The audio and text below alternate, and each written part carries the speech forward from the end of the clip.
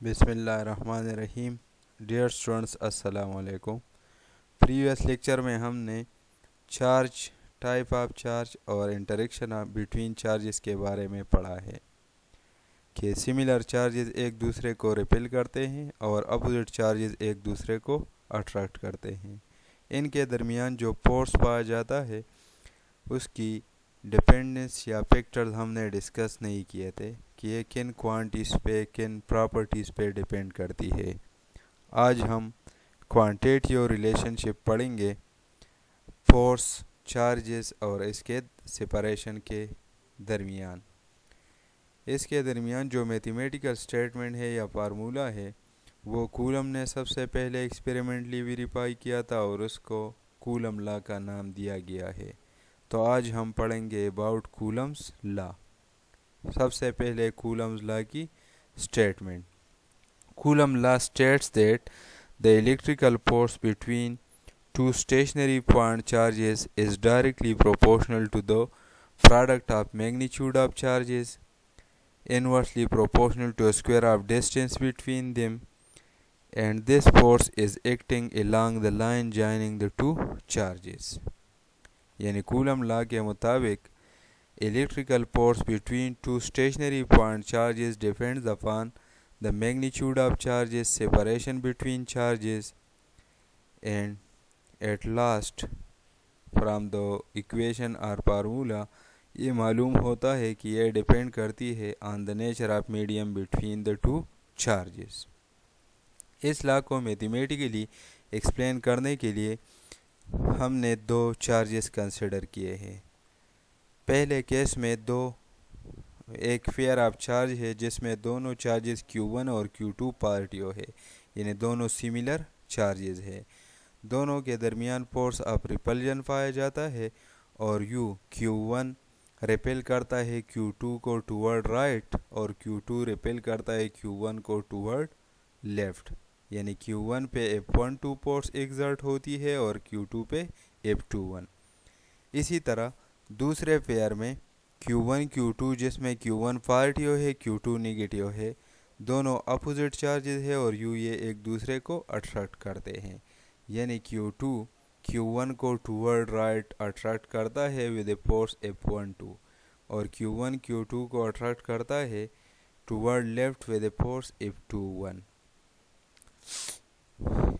Mathematically अगर हम Coulomb law के स्टेटमेंट के फर्स्ट पार्ट को रिवाइज कर ले कि the force is directly proportional to the product of magnitude of charges, तो उसको हम मैथमेटिकली यूँ लिख सकते हैं कि F E is directly proportional to Q1 Q2, जहाँ एफ ई इलेक्ट्रिकल फोर्स है या फोर्स है बिटवीन टू पॉइंट चार्जेस। इस फोर्स को कूलम फोर्स, इसको इलेक्ट्रोस्टैटिक फोर्स, इसको इलेक्ट्रिकल फोर्स भी कहा जाता है। Q1 Q2 magnitude of charges है। दूसरे पॉइंट के मुताबिक the force is inversely proportional to square of distance between the two point charges. चूँकि यहाँ पॉइंट चार्जेस के दरमियान सेपरेशन r है, इसीलिए F E is directly proportional to 1/r square. अगर इन दोनों रिलेशंस को कंबाइन किया जाए तो F E is directly proportional to Q1 Q2 by r square. Relation 3 ये हमारे पास प्रोपोर्शनलिटी रिलेशन है। इस प्रोपोर्शनलिटी रिलेशन को इक्विलिटी में चेंज करने के लिए हम Q1 Q2 by r square को एक कांस्टेंट के साथ मल्टीप्लाई करेंगे जिसको नाम दिया जाता है कांस्टेंट ऑफ प्रोपोर्शनलिटी का। तो F E is equal to K Q1 Q2 by r square. Equation 4 ये मैथमेटिकल फॉर्म है या मैथमेटिकल फार्मूला है कूलम्स लॉ का। इस फार्मूला में F E electrostatic force of attraction और रिपल्जन के constant of proportionality Q1 Q2 magnitude of charges और R सेपरेशन बिटवीन चार्जेस को शो करता है। अगर के Q1 Q2 और R ये ऐसा यूनिट्स में मेजर हुए हो तो फोर्स की ऐसा यूनिट न्यूटन यूज़ होगी। इस इक्वेशन से पता चलता है कि electrostatic force between two point charges depend upon magnitude of charges, separation between charges और के की वैल्यू डिपेंड करती है नेचर ऑफ मीडियम पे, इसीलिए the force between two point charges depends upon the nature of medium also. ये coulomb law का mathematical form है, लेकिन ये मैग्नीट्यूड फॉर्म में है, इसमें हमने वेक्टर सिंबल यूज़ नहीं किए हैं। इस इक्वेशन में के constant of proportionality Coulomb's constant कहलाता है और ये डिफाइन किया जाता है in terms of other constant which is 4 pi and epsilon not. इसमें 4 और पाई ये कांस्टेंट है जिससे आप फेमिलियर है, और एप्सिलॉन नॉट को नाम दिया जाता है परमिटिविटी ऑफ फ्री स्पेस का। अगर इस इक्वेशन में पाई एप्सिलॉन नॉट की वैल्यू पुट की जाए तो के की वैल्यू आती है 9 × 10⁻⁹ न्यूटन मीटर स्क्वायर पर कूलम स्क्वायर, जहां एप्सिलॉन नॉट की वैल्यू एयर या वैक्यूम के लिए है 8.85 × 10⁻⁻12 कूलम स्क्वायर पर newton metre square. Coulomb constant की वैल्यू डिपेंड करती है नेचर ऑफ मीडियम पे, जिसकी वैल्यू एप्सिलॉन के साथ चेंज होती है, और इसी तरह इसकी value system of unit use पे भी डिपेंड करती है। के की वैल्यू यह सबसे ग्रेटर है या हायर है वैक्यूम के लिए, और वैक्यूम के अलावा सब मीडियम के लिए के की वैल्यू उससे कम होती है, चूँकि सबसे कम परमिटिविटी ये वैक्यूम की है, और दूसरे मीडिया के साथ इसकी वैल्यू बढ़ जाती है तो के की वैल्यू भी कम होती है, और यू के की वैल्यू कम हो के फोर्स बिटवीन चार्जेस भी कम हो जाती है। किसी और मीडियम के लिए अगर हम के की वैल्यू लिखना चाहते हैं तो वो हम लिखते हैं 1/4 पाई एप्सिलॉन, सिर्फ एप्सिलॉन, जिसमें एप्सिलॉन किसी और मीडियम की परमिटिविटी को शो करता है। याद रखें कि कूलम फोर्स या इलेक्ट्रोस्टैटिक फोर्स 2 पॉइंट चार्जेस के दरमियान, अगर इनके दरमियान सेपरेशन सेम हो तो ये सबसे स्ट्रांग होगा वैक्यूम में, और दूसरे मीडियम में ये रिलेटिवली कम होगा। इसमें एप्सिलॉन नॉट चूँकि परमिटिविटी ऑफ फ्री स्पेस को शो करता है, तो हम डिफाइन करते हैं या एक्सप्लेन करते हैं कि परमिटिविटी क्या है। Permittivity is the property of medium due to which it affects the electrical force or electrostatic force between 2 point charges।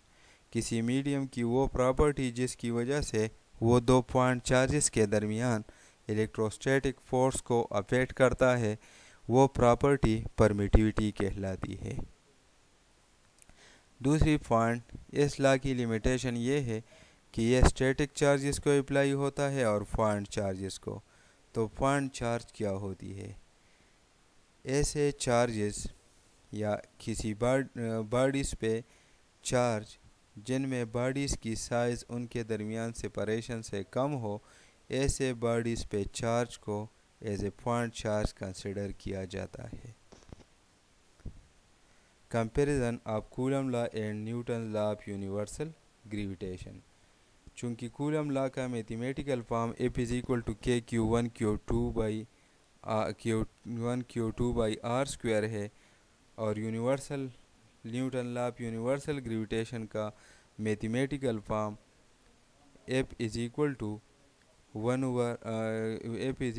Gm1m2/r² था, जो 9th में पढ़ा गया है। तो इन्हीं रिलेशंस के मुताबिक फोर्स, इलेक्ट्रिकल फोर्स के लिए जो की क्वांटिटी है वो चार्ज है, और ग्रेविटेशनल फोर्स के लिए जो की क्वांटिटी है वो मास है। यानी ग्रेविटेशनल फोर्स मासेस की वजह से होता है और इलेक्ट्रोस्टैटिक फोर्स चार्जेस की वजह से होता है।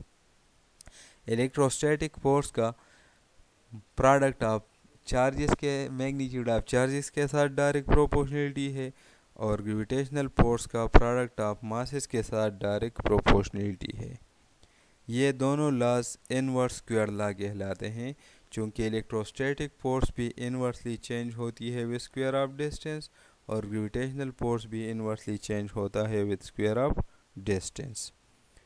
दोनों लॉज का जो मैथमेटिकल फॉर्म है वो F = k Q1 Q2/r², और if G is equal to Gm1m2/r² है।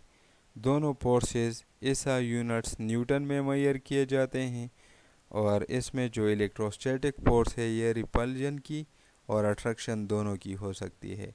यानी इलेक्ट्रोस्टैटिक फोर्स रिपल्जन की भी हो सकती है और अट्रैक्शन की भी, और ग्रेविटेशनल फोर्स सिर्फ अट्रैक्शन की होगी।